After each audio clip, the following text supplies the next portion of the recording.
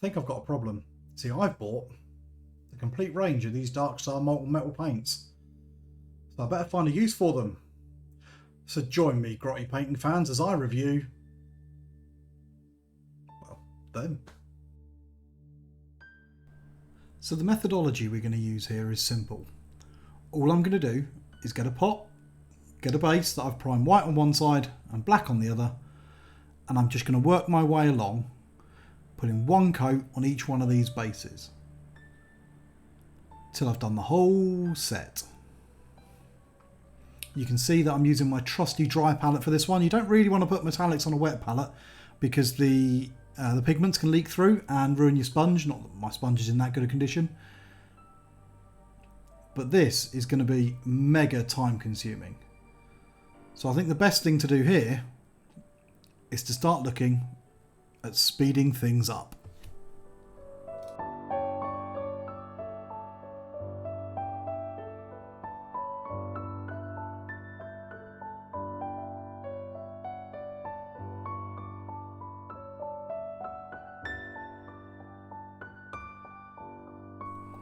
Nope, still too slow. Faster, faster.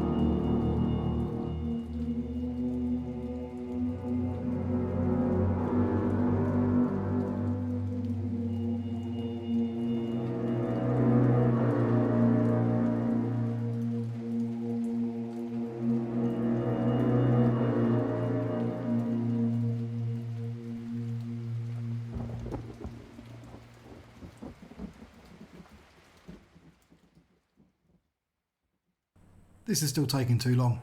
To hell with it. Spin on.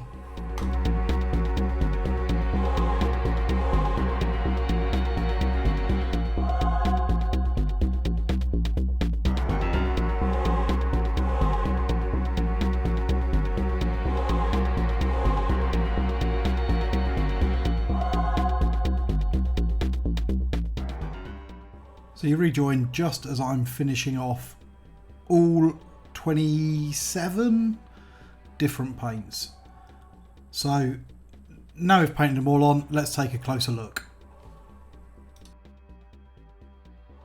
So here is the result of our testing. This is after one coat of each one of those paints, just straight onto a Chaos Black undercoat. Now you can see that the coverage varies a little bit from colour to colour. Some of them covered quite well. This polished copper looks quite nice. The antique gold, steel in particular. Whereas other ones have been a little bit less good for their coverage. So things like the platinum and the silver verde really didn't cover all that well. The classic gold is quite thin. Now, what's quite interesting about these is the tones. Now, some of them have come out really interesting looking. I love the look of this Victorian gold. It's got a real green tone to it. The polished copper, as I've mentioned, and the antique gold also look really, really nice. The next step, of course, is to try and paint them on a model. So for that, we've got something interesting.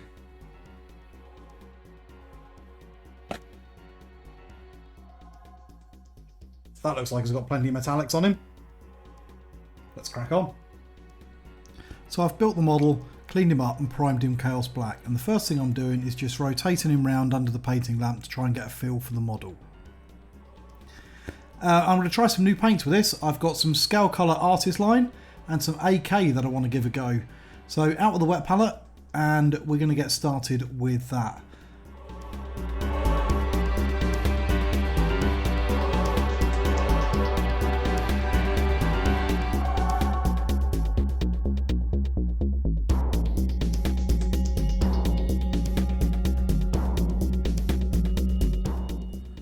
So to start it off, I'm using a mixture of burnt sienna umber and a little bit of burnt sienna.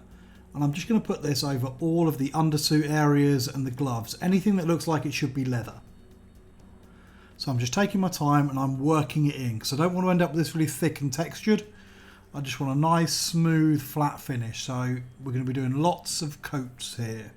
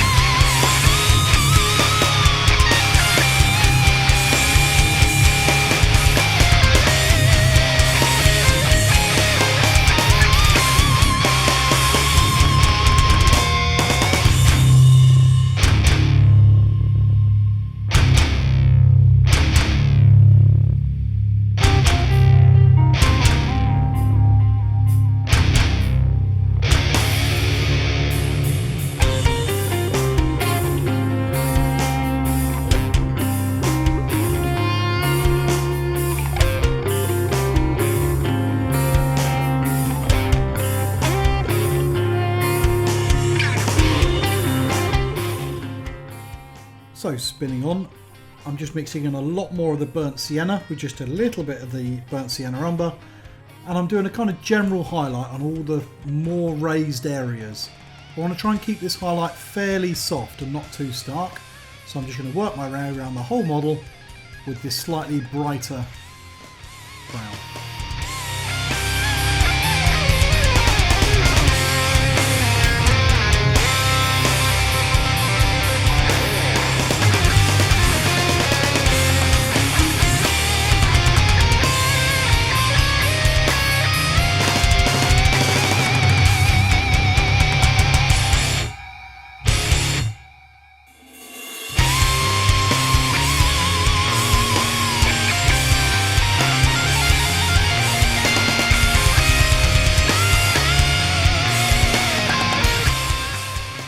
So now it's time to start going even brighter still.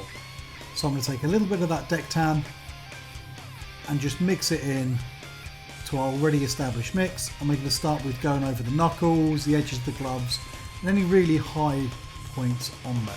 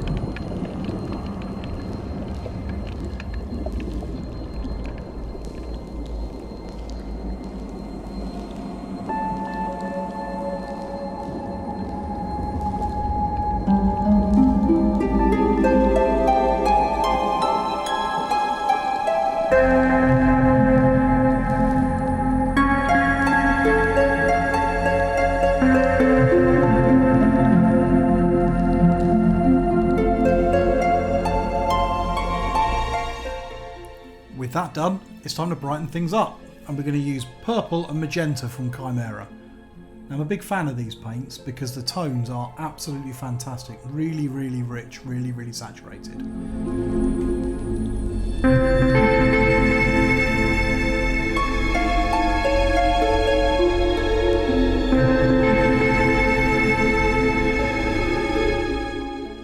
So I'm just going to work this mostly purple with a little bit of magenta in all around the cushion, around the top of his head, building up nice thin coats, the same as with the gloves.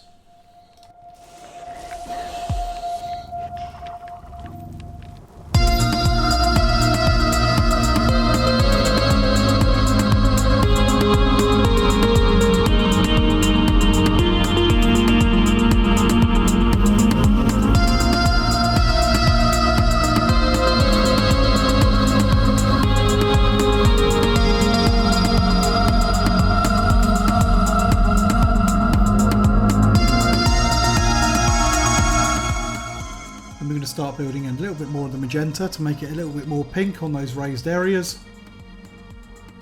and just make it look that little bit softer and more fluffy. The thing I love about a lot of these Chimera paints is they're very matte, which gives them a very cloth-like finish, which I think works really well for this kind of surface.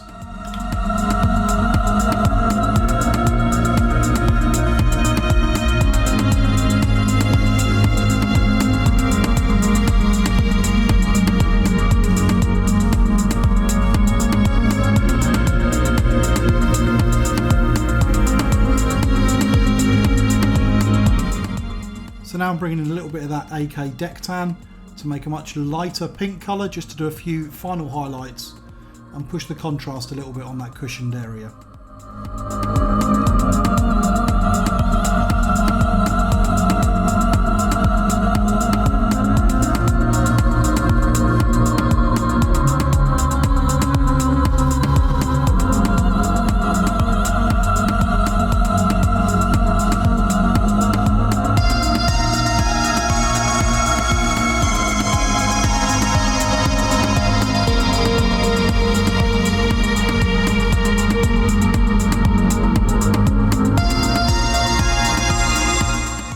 Quickly work on the rock at his feet. So for this I'm just using a mixture of AK's dark blue grey and then a little bit of black. Now I'm using the Chimera black because it's nice and matte, and I'm just going to slowly bring up the rock from the flat black of the base coat or the undercoat up to a highlight of dark blue grey. I don't want to go too far with this, I only want to separate it out a little bit without going crazy, because I really don't want people looking at the rock, I want people looking at the metallics.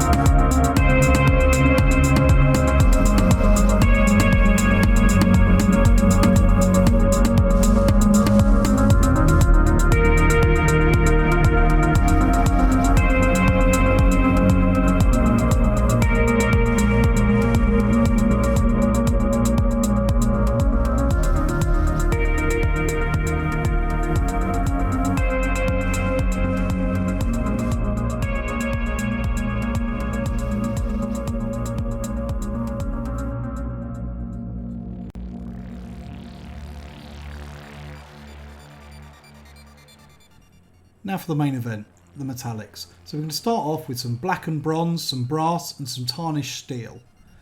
Now we're going to use these on all the areas of armour on this model. So the face, the helmet, the beard, chest armour, all of that is going to be done with these colours.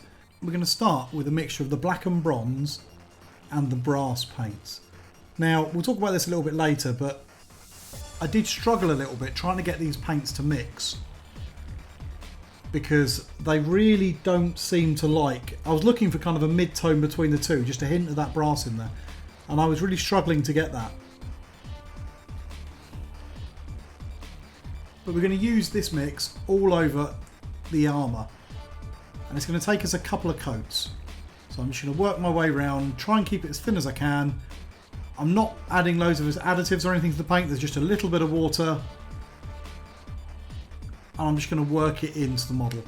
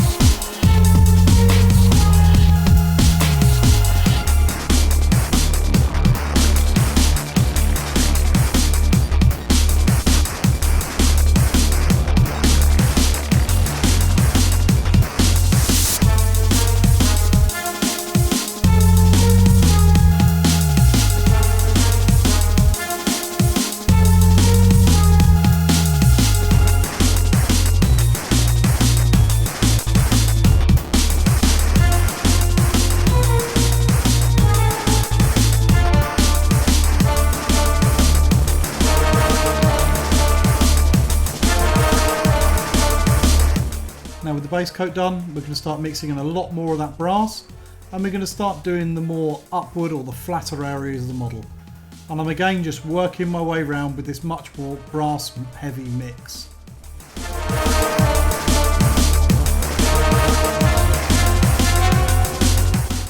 And now bring in the tarnished steel for the even higher raised areas.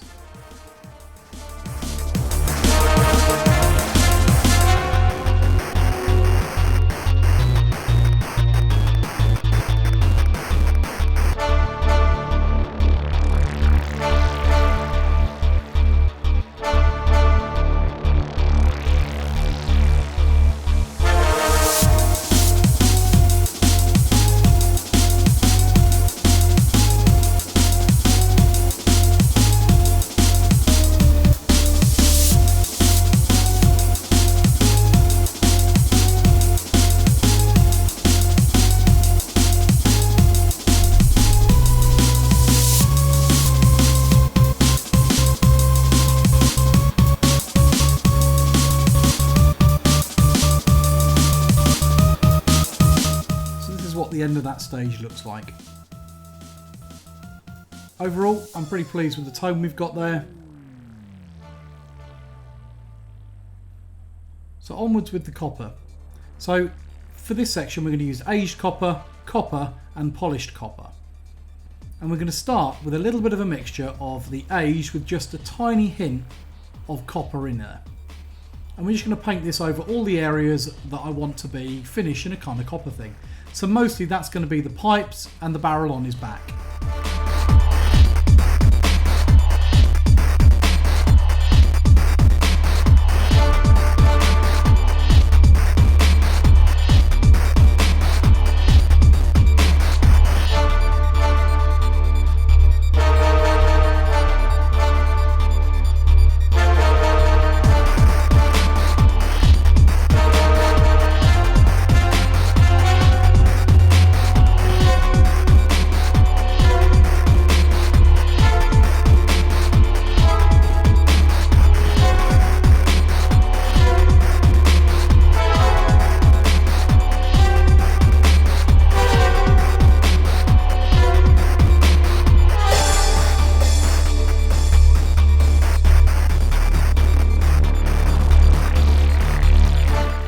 You can see when I'm concentrating these videos because I get right in the way of the camera. But I've now just about worked my way all the way around and I've coppered in everything. So now I'm going to start mixing in some more of that copper. I still want to have a little bit of the aged in there, but mostly this is just pure copper. And I'm going to leaving the aged in the recesses, and at the bottom I'm just going to work my way back around the model, filling in all of those copper areas.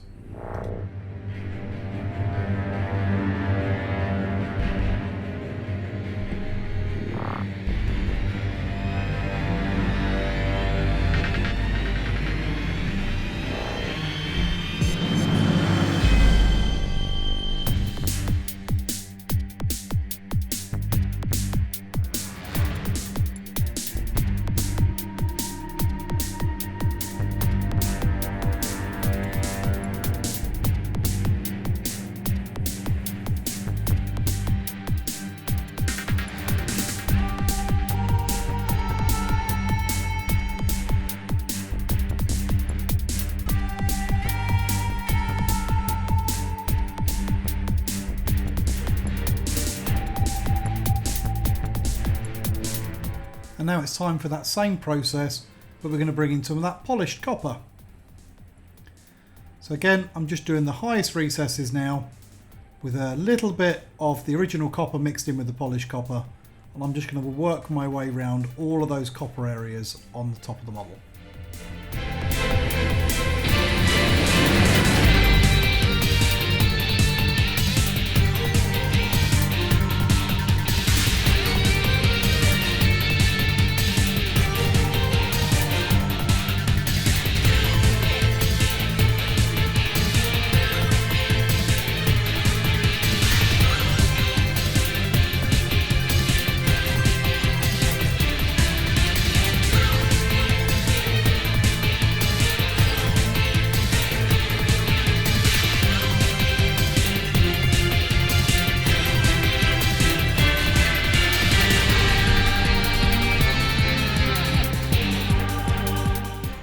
Now with the copper areas done, it's time to move on to the steel one. So we're going to start off with steel.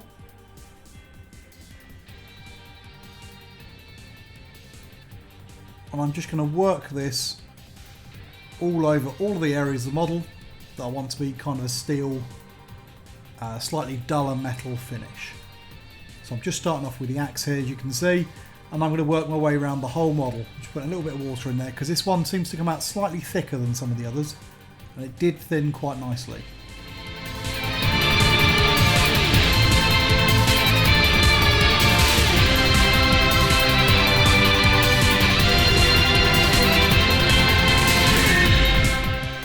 So with the steel done, it's time for pewter.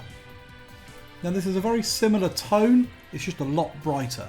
So I'm not going to mix these, I'm just going to be painting this directly over those steel areas because I really want to have quite a dramatic contrast between the highlight and the base colour. So I'm just working a little bit of water in there and I'm going to work my way all around the model with this pewter on all the raised areas. So tops of the pipes, the flat areas, the straps, all those sorts of bits.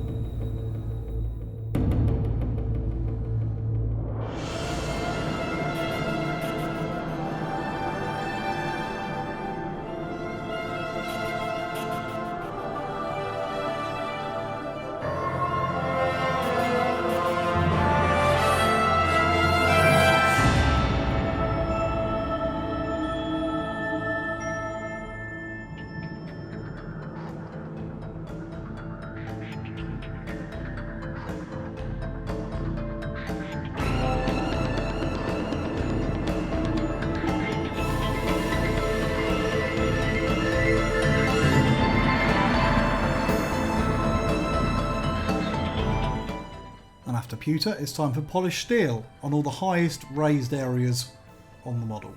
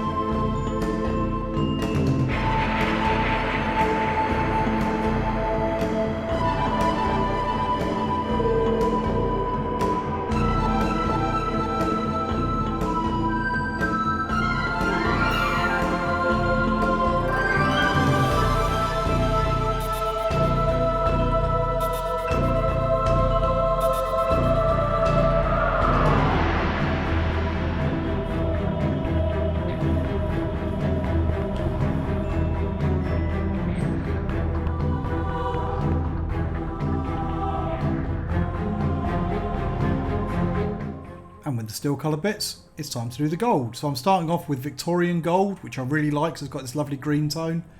And for this one, which is another thick one, I've actually mixed in a little bit of acrylic thinner. Just a drop to thin this out a little bit and let it go on a little bit smoother. And I'm just going to paint this over all the areas that I want to be a kind of desaturated gold at the end of it. So that's going to be the little thing on his belt, as well as the areas on his axe and some of the signs around the model. So I'm going to give this a good couple of coats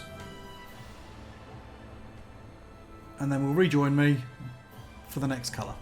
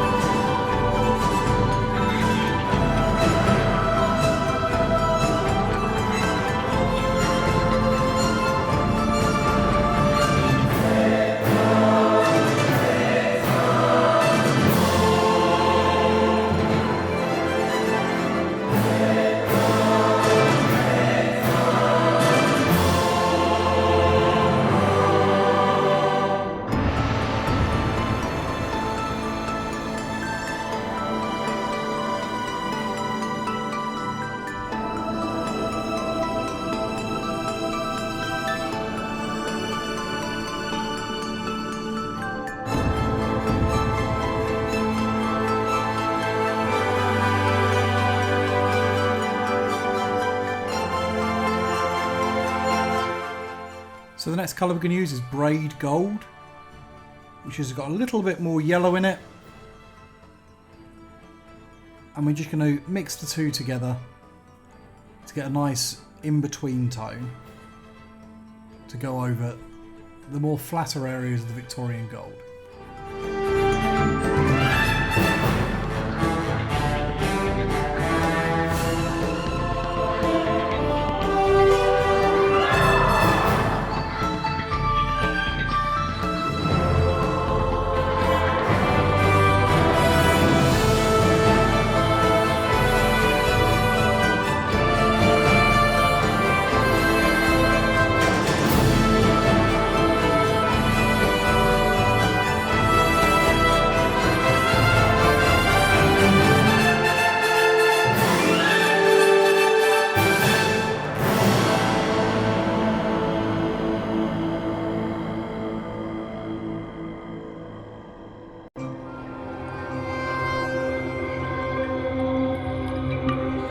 And then lastly on this bit, we're going to use a little bit of pale gold, which I'm going to mix a tiny bit of the Victorian gold in with as well, just to use as a final highlight in a few places on that gold, just to make it really look like it's sparkling.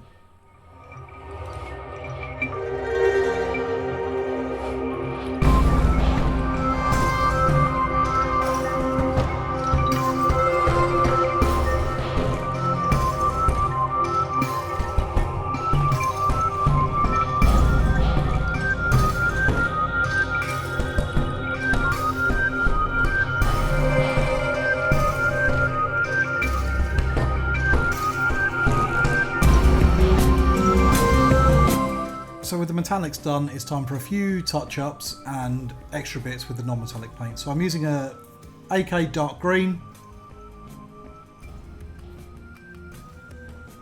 And I'm just painting in the eye lenses.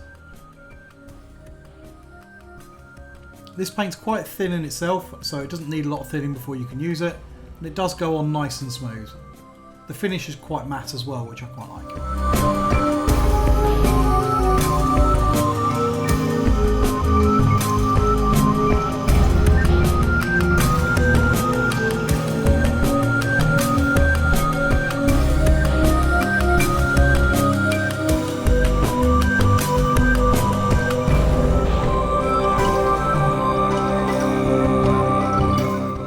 Some light green from AK,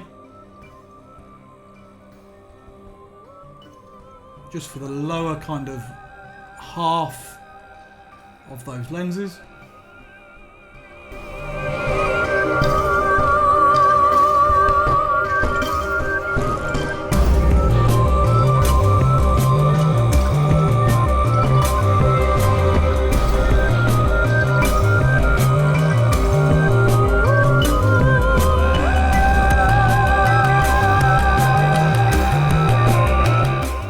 And then just mixing in a little bit of model colour ivory from Vallejo to do a final highlight on those lenses. I'm also going to use this ivory to do the little white dot on the opposite side.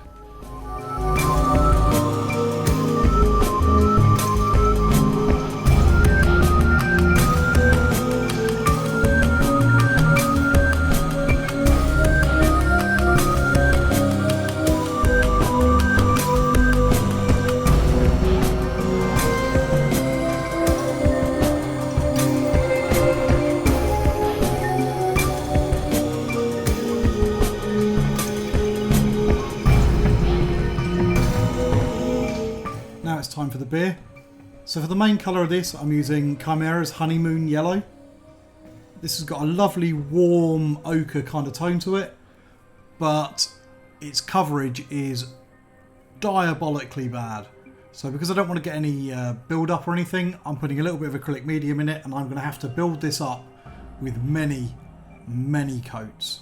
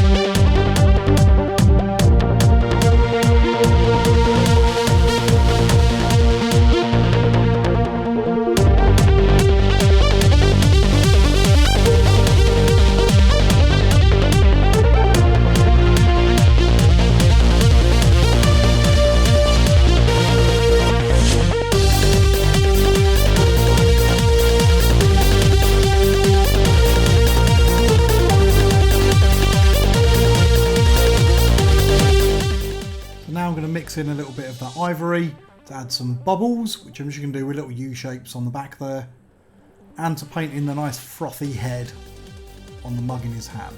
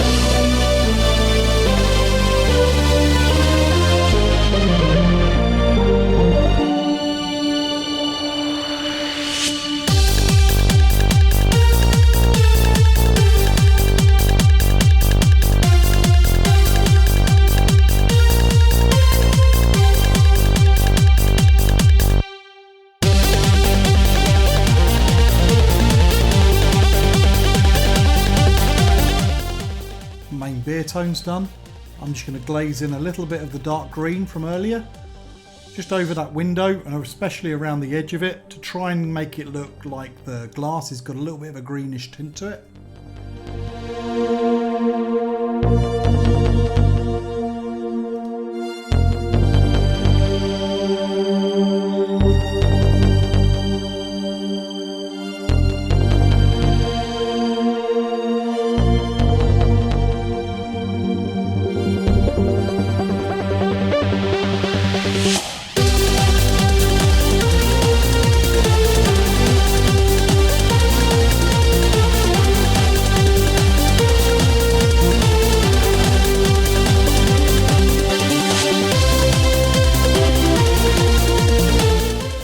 Beer and on the lenses I'm going to give it a couple of coats of gloss varnish.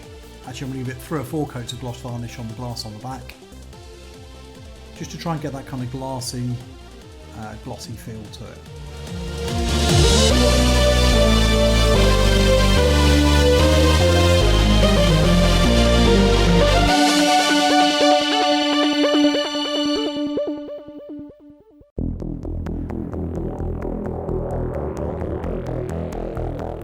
So to get a bit more interest and a bit more definition into the model, I'm going to use this grease oil wash from scale 75. Now you'll note my white spirits in a little pot next to it, because you've got to remember you can't wash your brush with water after using this. So I'm just dabbing it onto my brush, taking a little bit off in that little dish, and I'm going to work my way around the model. I don't want to be too liberal with this, but I do want to try and get it into all the recesses, and that's just going to make it look a little bit more, well, greasy, but also it should add a little bit of contrast with the bright shiny metallics and give it a bit more depth.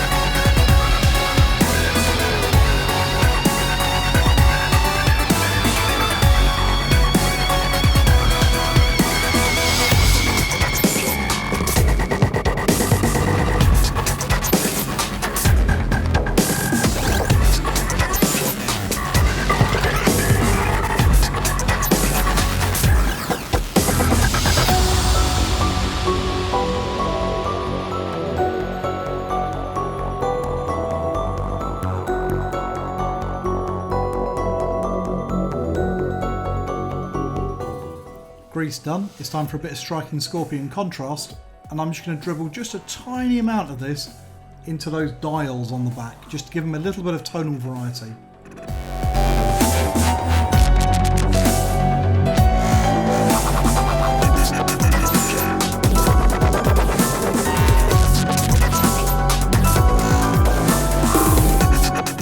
And then the final bit of painting I'm going to do is I'm going to use some Mecha Light Green Oil Brusher from Hammer by Mig, and I'm going to put a tiny bit of this thinned down around some of the copper areas to represent a tiny build up of verdigris here and there, and again just add a little bit more interest to the flat metallics.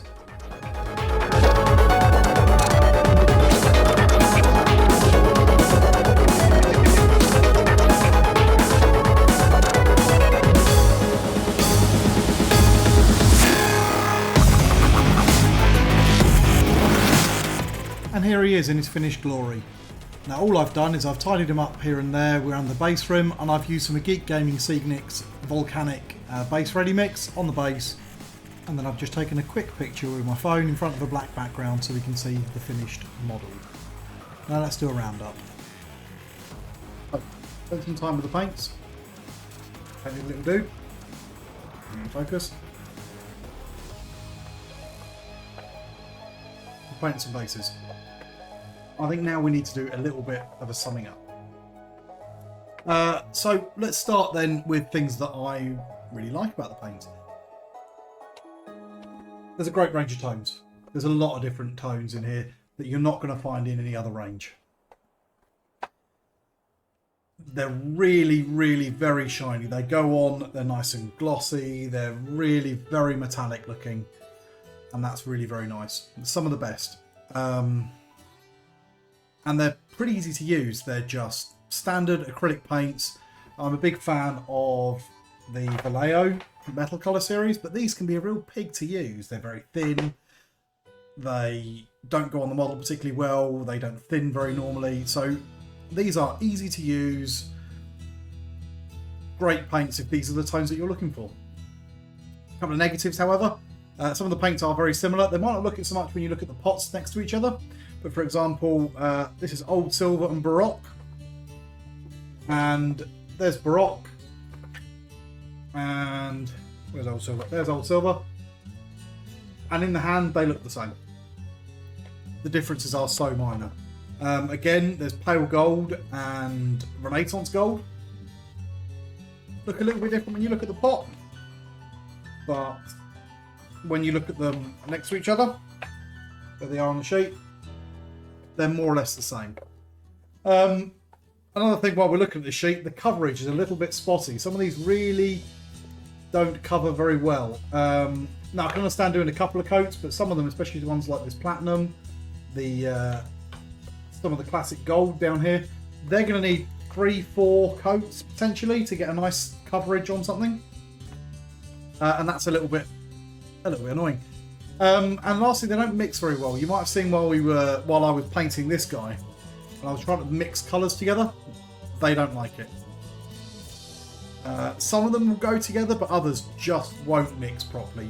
They'll keep separating out, and that's a little bit annoying. If you're going to use them out of the pot, then you're fine. And I think that's really what these are designed for. This is a broad range for people who want to have nice tones out of the pot they can put on their models, and they want to use true metallics. If you're someone who likes to mix your paints, if you're someone who likes to who's already used to using some of this, I don't think that these are going to replace that. But if you're looking for a new range, you're looking for a wide range, these are a good one for you. Saying that, I've picked out a few paints that I like and a few paints that I'm not so keen on. If we were just going to get a few, some tones that I think come out really, really nice, I've picked out here this Victorian Gold. It's got a slight greenish tone to it. Looks more pronounced in the pot than it does on the model. But that's a really nice antique greenish desaturated gold. And I can see that being great for something like Sanguinary Guard. The Aged Copper, very close in tone to my absolute favourite sort of start point for warmer golds. Decayed Metal from Scale 75. It's a lovely colour, it's got great coverage. Really recommend that one. The Black and Bronze. It's an interesting colour. It's this kind of dark, warm silver. And I think you could make something really cool for Chaos Space Marines out of that. Again, it's got good coverage. Thoroughly recommend that one. You might notice these a lot of the dark ones, because this is my last one, Steel. Now, there's a blued steel as well, which is very good. And I had a bit of trouble picking between them, but this is ever so slightly more neutral. And I think if you're looking to build up for your standard metal parts, that's what you saw me using in the video, this is the one to pick. Negative side, again, you might notice some of the brighter colours. The Platinum, coverage was terrible, tone is so-so. Silver Verde, same deal. It's got a nice, slightly warmish silver tone. Coverage is awful. Dreadful coverage. Same with the classic gold. It's just gold. Yeah, if you're sticking with GW, it's very similar to something like. It's kind of halfway between Liberator and Retributor armor, but doesn't go on nearly as well. and then finally the silver. I really, really, really have been looking for a really bright silver colour that I can just put on for highlights, and this unfortunately isn't it. It's almost like an effect paint. It's got zero coverage. You can see from the here, and I was really liberal with this, and it just doesn't cover. And I had real trouble getting it to work. It doesn't thin very well. I need to try some more mediums. I have tried it with water, I've tried it with some acrylic medium, and I just couldn't get it to thin in such a way that I had any kind of coverage and it would go on the model. So I ended up blobbing it on, which is never something good. We didn't see the video, but I did run these through an airbrush, and they airbrush fine. They don't airbrush as well as something like the metal colours again, but they do airbrush, I think, better than the GW ones. So there's that. But really, there's not enough in it. It's going to depend a lot on your community and what you're running. Because I run a 0.3 needle, so it's just black. A 0.4 needle, and it's just black finger. Overall feeling, it's an interesting range. There's some really great tones and some really interesting paints, and I will be using them. The four that I mentioned are going to be added to my general rotation for my paints. I'm still going to try and hunt down for that elusive silver. There is another one in here that I used, this bright steel, and I think that's not a bad colour at all if you're looking for a bright silver colour. It's just unfortunate that the silver wasn't the right one for me. So, interesting range of paints, good range of paints, perhaps not for everybody. So if you've liked this sort of thing and you want to see more of it, we've got a couple more ranges that we're going to be looking at. Let me know in the comments what you think. Remember to like and subscribe if you liked it. And dislike if you don't like it, or leave me a comment. We do read every comment, and we do try and answer every comment. So on that note, see you on the next one.